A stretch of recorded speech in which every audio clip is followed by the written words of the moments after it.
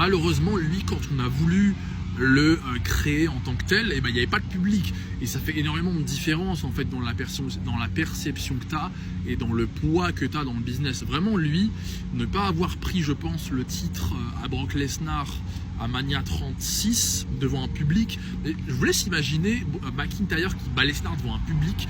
Déjà le Rumble 2020, c'est peut-être le meilleur Rumble de tous les temps en termes de construction, de ce que ça a généré, du star power dedans, machin. Et McIntyre, il a gagné ce Rumble. Et enfin, après la road, elle n'était pas si dingue que ça non plus. McIntyre, c'était pas encore ce qu'il était. En plus, il était face. De toute façon, historiquement, très souvent, les performeurs sont meilleurs en heel qu'en face. Hein. Être un heel, c'est juste plus simple. T'as un arsenal quand même bien plus poussé, facile à utiliser pour divertir les gens. T'as moins de limites, t'es moins restreint.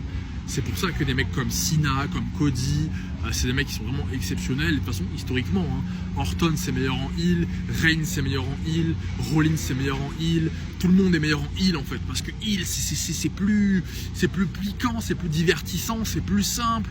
Tu peux tirer un peu plus.